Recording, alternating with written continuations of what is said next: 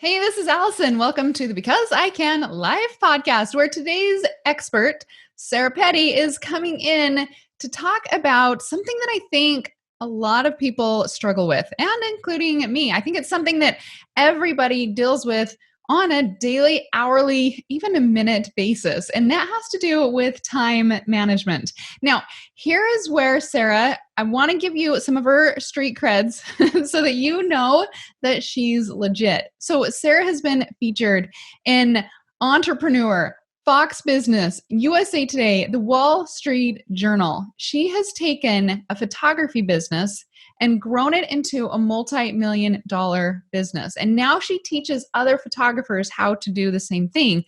But the way she's been able to do this is through time management. She has 3 kids. And when she started this, they were preemies. She had twins. They were preemies. And so she had to learn very quickly how to manage her time so that she could have the income coming in to help support her family. All right. So today is so fun. I'm excited for you to listen in, but you have to wait to the end because just wait.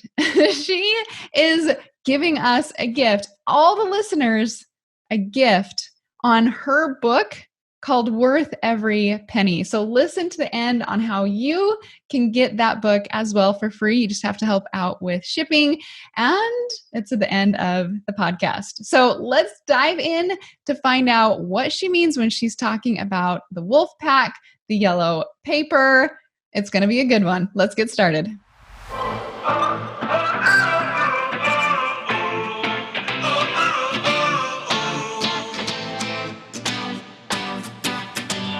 Sarah Petty, I'm so excited you are here. Thank you for coming and recording on a Saturday. Yeah, thanks for having me. Yeah, you've got such good information that I cannot wait for the members and everyone else of Because I Can Life family to hear. So, Sarah, back us up and tell us a little bit more about you, a little bit about your journey. Yeah. Well, I started my career at Coca-Cola. I went on to become a marketing director at an advertising agency, and then I got pregnant with twins. These 2, and I decided I didn't want to be in that corporate churn anymore. I didn't want to work day and night for someone else. I wanted to be a mom and put my family first. And so here I was. I had newborn twins. They were preemies, born early. And I got possession of a little photography studio. I'd been doing it just as a hobby. And I had a grand opening, and it was 2 weeks before 9/11 in 2001. Oh, a little bit of a different course that's about to happen, right? Exactly. So when people are all kind of freaked out with the COVID and the pandemic, I sort of feel like I don't know any different because I just started out in sort of a crazy world, and I got through 2008, 2009.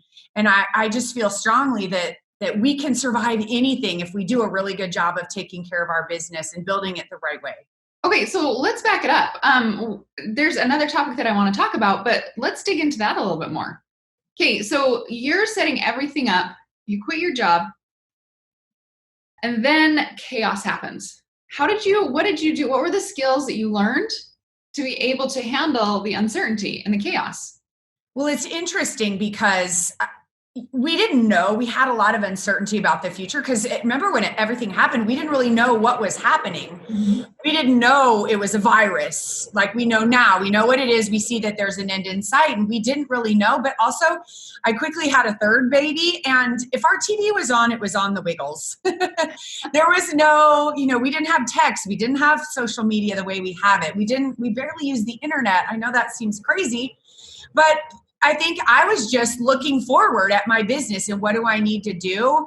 And I was a broken mess. I had all these skills. I was a marketing director, and yet, I had business degrees, but when you go to start your own business, it's just different, right? Like you're pricing and you're selling, and all of a sudden it's so personal. And so I really felt like a fraud. I had to deal with some of those imposter syndrome feelings that I think a lot of us have.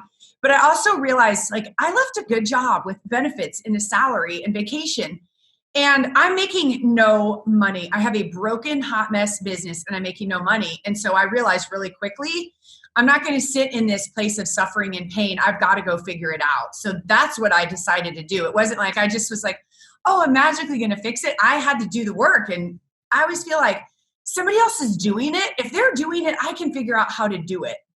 Okay, so I love what you said about we didn't have Instagram back then. Was even Netflix around? I don't even know. No, gosh, we went to Blockbuster. That's where we went to get big VCR movies. We went to Blockbuster. Yeah. So, do you feel like that was a benefit back then? You couldn't get sucked in. You couldn't have all the emotions that are showing on social media now. I do think in some ways I didn't know better. I just knew that I had to replace an income that I left, or I had to go get another job. And we lived within our means. We were pretty frugal, but come on, when you go from 2 incomes to 1, it changes everything. And you add 2 babies and then another 2 years later, it adds a lot of stress and pressure. And I didn't want that to break up my marriage and create strife and stress. So I knew if I couldn't figure it out, I needed to go get a job. I needed to provide money. But my babies were preemies. And I thought, the thought of putting them in a daycare with sick kids, and germs and then they're little preemies. So part of it was maybe that, mama instinct of like, I got to figure this out because they're little bitty things. Okay. So I'm sure right now you tell a lot of your students, get off your dang phone. Yes. And literally, I have them occasionally. I'll say, all right, pick up your phone. On the iPhone, you go to settings and then screen time, I think. And it'll tell you. And I tell people, like, tell me, how much time are you spending? People are like, 9 hours, 4 hours, 5 hours. And it's like, you're telling me you're overwhelmed and you don't have enough time in your day to get stuff done. I just gave you 5 hours, 8 hours, 9 hours. And I get it. Like we're doing some work. We maybe are checking orders, or we're communicating with direct messages from clients and customers.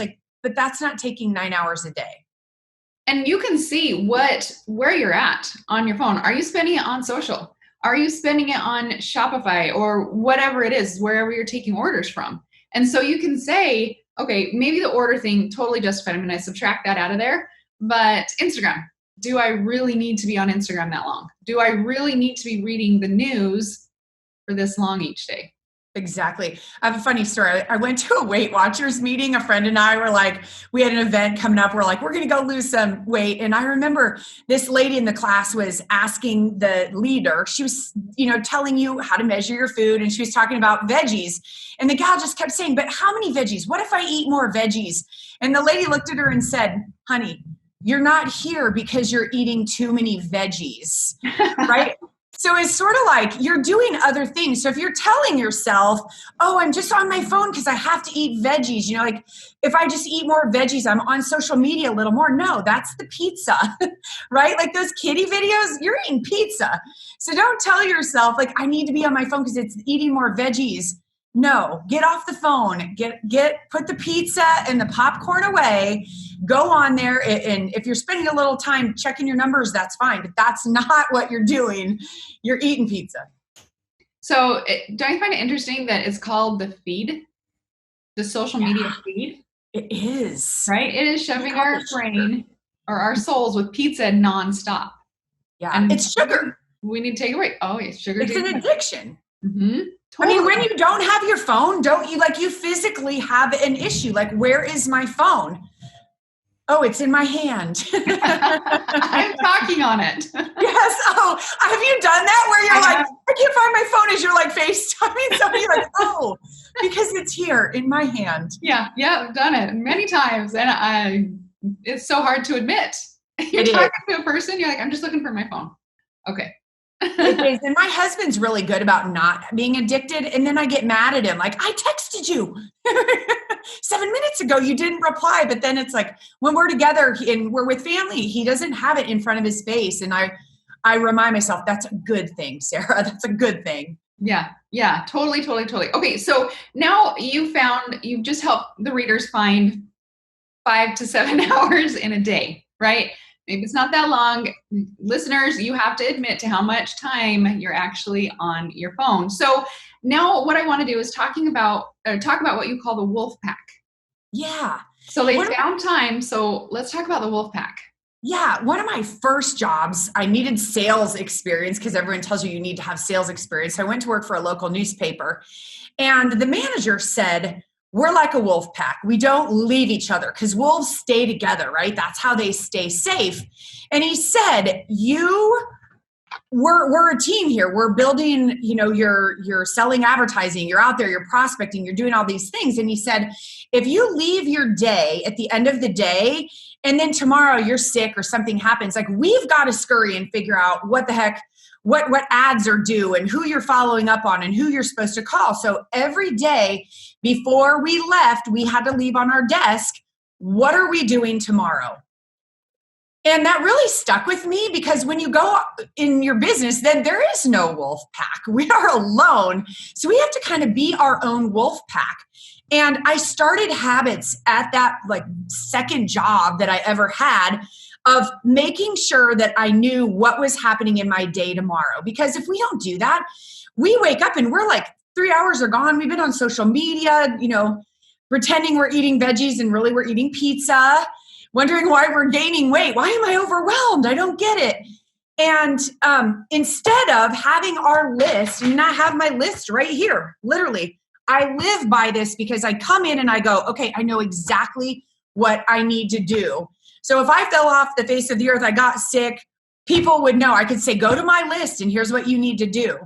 But for the most part, it's still, there is no pack for most of us. We have to be responsible for ourselves, but it helps with productivity so much. If we don't know what we're doing tomorrow when we hit the ground, we start being reactive and we just follow little squirrel trails. And especially now in this pandemic, when our kids are home, we have little kids, we have high schoolers fighting with each other. They can't go be with their friends and tensions are high and we're sharing computers. When we get a little quiet time with our brain, we have to know exactly what we need to do to be productive, or we're going to waste that time. I love that. I remember when I was a school teacher, if I didn't have my lesson plans set for the next day, that next day felt so chaotic. And yeah. I couldn't process what the students were saying or complaining or whatever they were doing at the moment. But I noticed that when I had my lesson plans done the day before, the next day ran so much smoother. And it seems so simple, but if I don't do it, like I'll have a day that runs awry and I'm frazzled and I leave my office a mess and I come in the next day and I'm just in not even the right frame of mind because I don't know what I'm doing. And I know people talk about chunking your time out. But if you don't mind, can I share what I do? This is just a system I created for myself. Please share. Okay, because I feel like I love hearing other people's systems and if I can adapt one little thing. But being in a creative business, we teach photographers how to make money. I run a photography studio. So 1 minute I may be having to shoot and be creative. The next minute I might have to be writing or thinking or using that different side of my brain. And it's hard to go back and forth. A sales call to being creative, a sales call to writing, handling a problem to creating something new. It's hard for me as a creative to bounce around. So here is my list, and I kind of drew it out for you guys. I divide it into fourths. I put people I need to call, and this could be move the kid's dental appointment. It could be return a client who wants to change their order, because when you're in calling mode, bang, bang, bang, doesn't matter if it's a personal task or a work task. Like I want to get all those calls made at once. I usually do those at the end of the day. I have my do list. So maybe I need to write new copy for my website. Maybe I need to update a product that I'm offering. Maybe I need to do something with my database. Like it's time, like it's that thinking time. Go if I need to run errands, right? Like where do I need to go? I need to get some videotapes put on DVD or CD. I need to pick up contact lenses. Like it doesn't matter, personal, business. Like you can't just go in the middle, go do and make a call and do this. And then this is my favorite. Took me years to figure this one out. Back burner. We fill our list with so many things that it gives us paralysis by analysis. Mm-hmm. So every day I about rewrite my list every other day. And I go through it and I say, does this have to be done today or this week? It might be like, do new photos of my team for the website, right? It's not something I need to do instantly, but I know I don't want to forget to do it because maybe they're outdated or whatever it is. But if I have all these things on my list that I can't possibly get to, it creates that anxiety and that overwhelm. So I put it on my back burner list. So then if I'm working from my other things and it's late in the day and it's like, oh my gosh, it's 3:00, I got everything done, take a gander at back burner and I can crank this little one out and go home early. So the 4 things are people I need to call, to-do list, go list, and back burner. Yeah. Okay, so clarify the do list and the go list. Yeah, so go is where I need to go somewhere. Like your errands. Yes, errands. Okay. Yep. So they're one word: call, do, go. Yeah. So Aaron, so do could be anything: creating a new product, rewriting copy on the website, planning, things like that, because those are the productive things. The do things are usually the things that make us money versus the busy work. Like I put the busy work at the end of Friday. I pay bills. I write my notes. I usually have an extra column that says notes because we teach our students and my kids even, we call them notes of joy. My company, you see my joy here, is Joy of Marketing. And we call them notes of joy. People, like we live in such a digital age. I just think the habit of writing notes, every single person should have a stack of note cards on their desk. And Fridays, I'll pay bills. I'll have my list of people. I don't stop in the middle of the day to write the note. I wait till Friday when I'm in that place and I write notes. Like, who can you thank? Your community. They have online businesses. They might not be doing as much local, but it doesn't matter. You send a thank you note to the dentist, to the orthodontist, to the person you ran into in the grocery store, the customer out of state who purchased something or had a little snafu. You write a personal handwritten note later, to just check in on them or whatever. And that goodwill and that gratitude can change everything. So that is a little bonus to put on your list. I love that. And what do you call it? We call it notes of joy. Notes of joy. Yep. And everybody talks about them. I wrote 5 notes of joy today. I wrote 10 notes of joy today. And it's amazing. And I have my children do that. And I could tell story after story of how it's come back to them and their teenagers. My daughter got her wisdom teeth taken out a couple of days ago and came out in recovery and all touched up. And she asked for a piece of paper, wrote the surgeon a note. And the nurse came out and told my husband, because he picked her up, like, what an impressive young lady, right? Like, who does that? What 19-year-old writes them a note? And it's more obvious with teenagers because nobody really does that, right? They text, thanks for the gift. And I've really tried to teach my children that people want that. They want to be seen and acknowledged. And I think as entrepreneurs, it's a good habit for us to get into, to just pen and paper. It means so much. I save all of those. I always say when I die, just bury me with all those notes. Okay, note. Make sure I'll tell your husband that he knows that. Definitely. You're going to be calling him like, we're all really old and I think I remember, but Sarah wants to be buried. Those notes. No, they're all in boxes labeled, so he'll find them. I think gratitude is becoming a lost art. Absolutely. Being grateful, even telling people, your doctor went to school for so long and has dealt with so much stuff. And for someone to stop and just say, hey, thank you. I bet that's just completely throws them off. They will take so much better care of you. I do think gratitude is dying. So I love that you encourage the notes of joy. You know what I believe, and I wish I could credit who I heard this from 20 years ago, but you know what the Peter principle is? Nope. Like it's a principle that in an organization, you get to the position of your highest ability of competency. So you keep getting promoted basically till you're incompetent. So the whole concept is like the whole company is full of incompetent people. But like that there's a max limit of this is your potential, Alison. And if in this company, this is all the higher you can get. And I think in business, that ceiling is created by your gratitude. Agreed. And it's more than that. Even like look at pro athletes who are really wealthy and they're arrogant. Nobody wants to sponsor them. Nobody wants to be with them. Nobody wants to lift them up. And then you've got the pro athlete who is a giver, who is thankful, who is grateful. Everybody wants to help that person. And I think as entrepreneurs that your sky is the limit. If you have gratitude and you practice it and you teach it to your kids, there is no ceiling for you. Yeah, I know because of my gratitude, more doors have been opened for me in the business world than ever because I let that person know how grateful I am that they thought of me, of all the other people. So I'm right. Right there with you. Okay, so I have to ask a question. Let's go back on you writing the notes, the wolf pack, and then dividing it into the 4 blocks. Okay, it all sounds great. It all sounds lovely.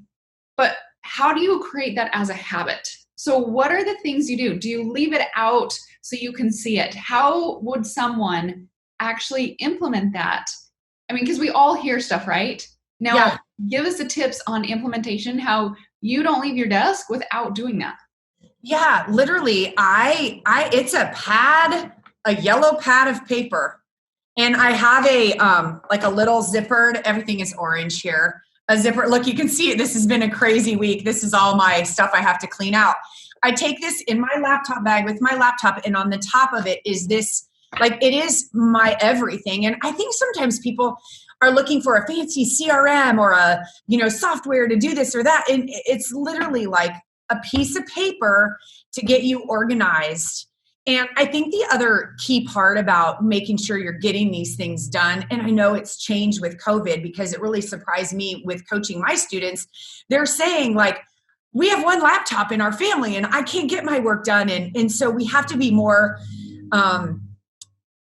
focused on making sure we have that dedicated work time, right? And so with dedicated work time, okay, what's on my to-do list? My do, not to do, right? It's my do list. I need to, like, podcast. I need to write and produce podcasts. I know that has to happen. And I can't do that with kids around and with chaos. So I know, okay, whatever, Thursday from 2 to 4, I block it on my calendar. I always ask people, like, how do you make it to a session? Well, it's on my calendar. Then why are you not putting time to get the things done for your business on your calendar? And when I block that time, like podcast time, I don't start by going on Facebook or paying bills or doing the busy work stuff. I clean my desk. I have what I need to do right there. And I have to focus on one thing at a time. And I think too, when people are working from home, because I think a lot of your listeners might be, right? They're working they're popping open their laptop. And I had a cabinet built, like an armoire kind of cabinet. And that was my office. Like, the printer was in there, everything. So when I left at the end of the day, I would do this list. I would tidy up. I would shut that cabinet just like an office door. And then I was mom again. And so trying to create that separation, because I worked from home for a while and I didn't have a studio to go to. Now they follow me to the studio. I would follow you to your studio too, just so you know. It's amazing. It's true.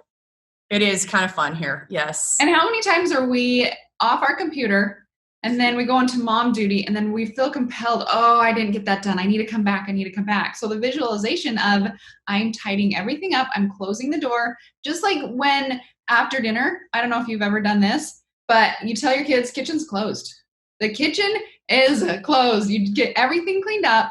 And you know what happens as soon as you get things cleaned up, the kids come back in and want a snack. And so you have to tell your kids kitchen is closed. So being able to close your business, you have to do that same thing. And I love the analogy of closing those cupboards or closing those doors so that you can turn it off and go into mom mode. Yeah. Remember Les Nessman? Did you ever watch WKRP? I caught the end of it. I'm a little older than you, but he was in this busy radio station and he had like little pretend doors on the, like, he's like, open the door. You just walked in, open the door. You tell people, like, open the door and come in. And if that's the ritual you need to do in the corner of your living room, in the corner of your bedroom, hopefully. I have a friend who set up her office in her bedroom. And I was like, is there anywhere else you can move it? Because it's like why I don't want my kids to have a TV in their bedroom, even though now they have a phone. You want to train your body. When you go in there, you go to sleep. Right. Yeah. And like when you close that invisible door, you're now telling yourself and your family, like, I'm family mode now. Because it's hard for us entrepreneurs. We think about everything all the time. And then people are like, mom. Yes, you're like, I know that very well. I was balancing my books in my head. What? So I've had to do little tricks with myself there. Like, Sarah, you know, 9:00 tonight, you're going to give yourself an hour to come and finish writing what you needed. For now, let it go. Shut the little door. When it's invisible, shut the door and go be with your family. Oh, that's such good advice. Such good advice. Okay, so let's talk about that dedicated time. I call it power hours, but whatever people call it, talk about how you structure your dedicated time. And so the kids aren't saying, Mom, Mom, Mom, Mom, Mom, and then eventually saying, Sarah Petty, right? How many times have my kids had to, Mom, Mom, Mom, Mom, Mom, Alison Prince? And then finally I'm like, what? That must be why my kids call me Sarah. And I'll answer. Yep. Yep. We've learned how to block out the word mom. Exactly.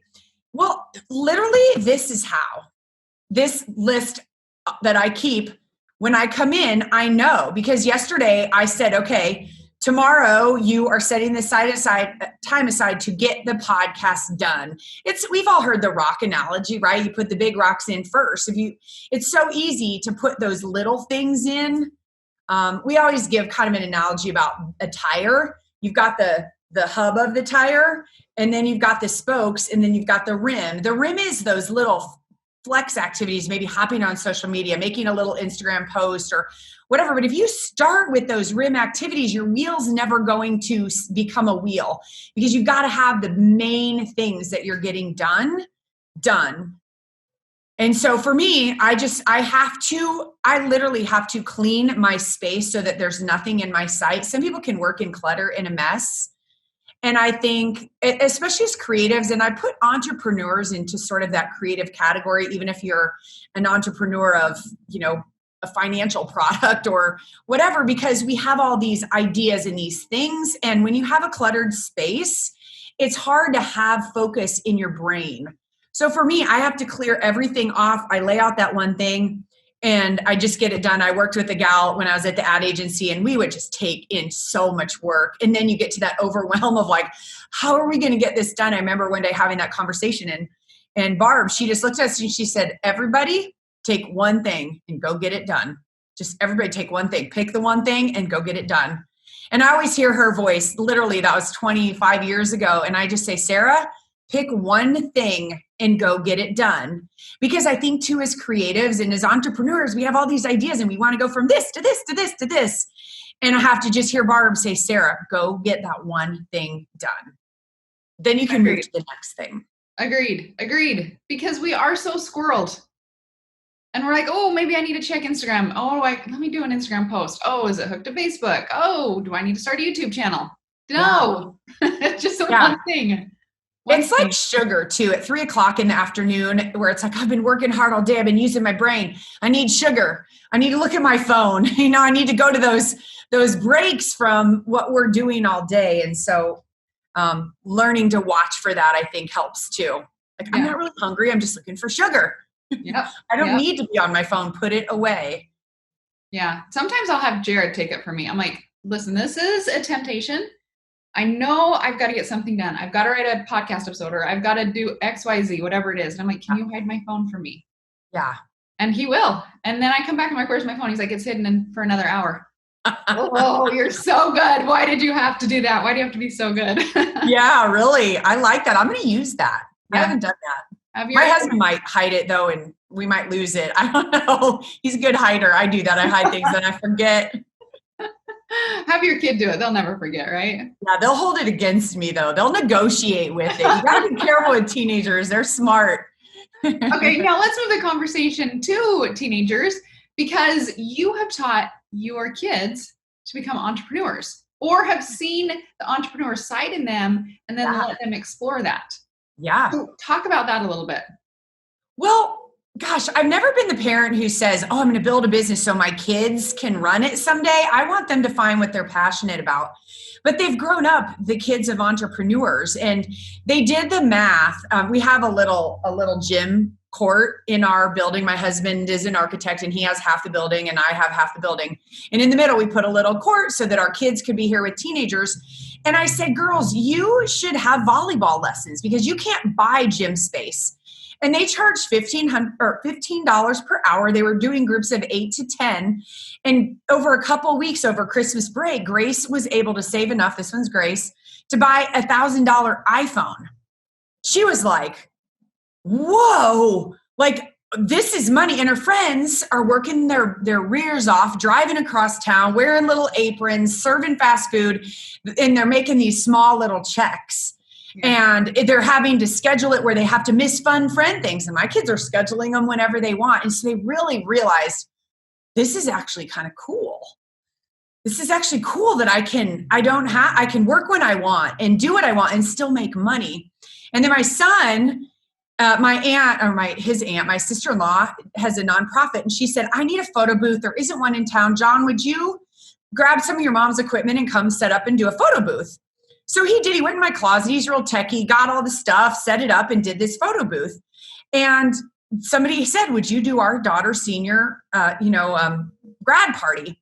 So his group of 3 friends, and he was like, sure. So I had to drive in there. He was 15. He took all my stuff and went there, and they're flirting with him like, where, what year are you? He's like, I'm a freshman. And they said, where do you go to college? Because he's 6'4". He's like, I'm in high school. They're like, oh. It was really cute. But he started realizing, oh, wow. So he built a box. He goes by Jack. So he named his company Jack in the Box, built a big box of just all my old used equipment.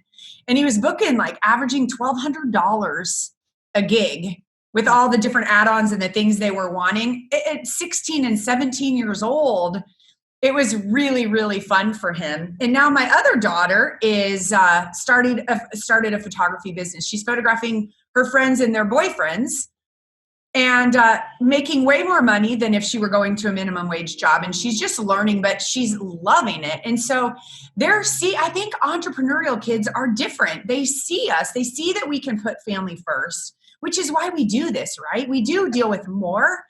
But I think that's what's cool about being the child of an entrepreneur is they are different. They are. They see things, oh, okay, mom isn't just playing on her phone or just on the computer, I don't know, doing some game. No, we're actually making money. We're providing for the family. We are inspiring people. We are getting our products out to the world. Yeah. And I hear that so much from my students, and you probably hear it in your community too, of like, I want to show my kids that they can do anything, right? I don't want to tell them you should go be a nurse because you'll always have a job. So many people are told that, and being a nurse is great if you want to be a nurse. But if you want to dream bigger and you want to create something and go sell it online and build this great business, like they want to show their kids. So I think that's something that is a gift that we're giving our kids, even if they see us struggle, right? They should see us struggle because we all are going to have struggles, right? I agree. My greatest moment with my kids, my biggest bonding, well, I'll say one of my biggest bonding because there's many, right? But when I was in tears because I was so scared. I was so scared to do the thing in the business world, and that was me standing on a stage, and I said, I need your help. I need you to hold my fear. And the way they cheered me on, the way they saw me, it was so amazing to see them. And then now I'm watching them go through that struggle or other struggles. And I'm like, hey, how can I help you? How can I help you? And they're opening up more because they're like, Mom, if you can struggle, then that means that I can struggle. And that's okay. Yeah. And so I just think it has built such a stronger relationship for us. Yeah. My dad was an entrepreneur, and I just feel so grateful for that. I watched his business get broken into, and he slept in the lobby to protect his business, slept all night. Well, I think he stayed awake from 2 to like 7 a.m. till the police, until the people could come and board it up. And I watched him get stolen from and be sick because he had an employee for 20 years who like held him hostage and made him believe that if he left, he always held it over his head, that he would fail. And finally that employee left, and it was the best day of my dad's business. And so they're learning, whether you know it or not, they're learning, and they're going to be better humans to watch everything you're going through and the systems you're learning. And the fact that you're investing in education. When I met you and when I met all the people that we study with, the first thing they ask is like, have you been to this person? Have you studied in this course? Have you done this? And I want my kids to be lifelong learners and to always find out, okay, who's next? Who can help me grow as a person? I want them to live a big life and take risks and fail and know that it is okay to fail. It's good. We all fail. Did you see the Sarah Blakely post about Father's Day? I did not. On Instagram. So she had a post on Instagram where every day she would come home and her dad would say, where did you fail today? Where did you fail today? I've heard that. To ask your kids that, it's always, hey, what went well in your day today? Instead of what did you try and didn't go so well. That gives me chills. Switching the conversation to say failure is really good. It's helping you learn who you are, what you want to do, your passions. Yeah. No, it is good. And one of our core values is that failure is learning. And my daughter went to put gas in her car the first time when she was 16 by herself. And she was running late, came back from a doctor's appointment or something. And she was putting gas in the car. And I don't know what she did, but I think she took the pump and just went head to toe on her body. Because some creepy guy was looking at her, which probably was. It was 10 a.m. And she came home, and I happened to be at home that morning, and she was freaking out. She's like, Mom, you're going to be so mad at me and all this. And I said, dude, you got gas on your body. Will you ever do that again? Like, now you know what happens if you don't let go of the pump before you pull it out of the car. And we had to soak her clothes in vinegar. Like, we scrubbed her body. She stunk for a week. But she's never going to have that happen again. No, she won't. Right? No, so like we can't go around as parents telling our kids, like, you can't think of all the ways that they can fail. Who would have ever thought of that? Yeah. Like we say, don't drive away with it in there because I've done that. Oh that my was gosh. embarrassing. Yeah. Oh, that's I did scary. that once. I drove away with the gas and the whole thing came off. Evidently they thought of it. Oh man. And I was embarrassed and it screeched and like the whole place looked at me, but it didn't explode and I didn't die. So at the end of the day, it was a really good lesson, and it was a really good lesson for her. And my other daughter just backed into a brand new car of someone got for their college graduation. And you know what? I said, this is not a human. You did not, no one died. You didn't hit a human. This is a lesson. Like, you've got to be careful. This was a car. This was a thing. It can be fixed. Yeah. Yeah. Pay attention, right? This is the universe telling you to pay attention. So I don't have parenting figured out. It's sort of like business, isn't it? One day you do something good, you're like, I'm so good at this. And then 10 minutes later, you're like, how did they give me these babies at the hospital? Why would they do that? I have no idea what I'm doing. I'm the worst parent ever. And I think it is such a roller coaster ride. Okay, in business too. In right? Business too, absolutely. Yeah. Okay, so you just launched a podcast. Yes. What is the name of it? It is, look here, it's on my coffee cup in my shirt. Worth Every Penny Joycast. So we wrote a book called is that backwards? Nope. We wrote a book called Worth Every Penny, How to Build a Business That Thrills Your Customers and Still Charge What You're Worth. I mean, as photographers, we compete with free because everyone has a camera. And so in the podcast, we talk a lot about those things that head trash, right? That holds us down, that fear of failure, and all the things that keep us from going for our dreams. Because I want photographers, I want everybody to go for their dream. And it's not all about price. It's just not. Yeah. Yes. Okay. So they can find you on the podcast. Where else can they find you? I'm on Instagram at sarah.petty, which is kind of fun. You can see what happens in our world. Bunch of photographers. If you, I actually also have a book. If they want to pick up shipping on this book, it's a hardback business book. We'll send it to them. Cool. Yeah. Where can you find it? Okay. joyofmarketing.com, joyofmarketing.com, and then a /free book. joyofmarketing.com/free book. That's super generous. Thank you. Hey, you're welcome. Everybody, go get that book. Go get that book. Oh, well, thank you so much for being on today's podcast. That was so fun. That was really fun. Thanks for having me. I feel like I need to go buy a yellow notebook. That's all you need. They have like a 10-pack at Amazon and just ship right to you. Awesome. Thanks, Sarah. Thanks, Alison. All right, so here are the top 10 takeaways from Sarah Petty. Number 1, be real. Get in your phone, see how much you are actually on your phone, and then learn to turn it off. Number 2, take that time that you just newly discovered and turn that into productive hours. Number 3, become your own wolf pack.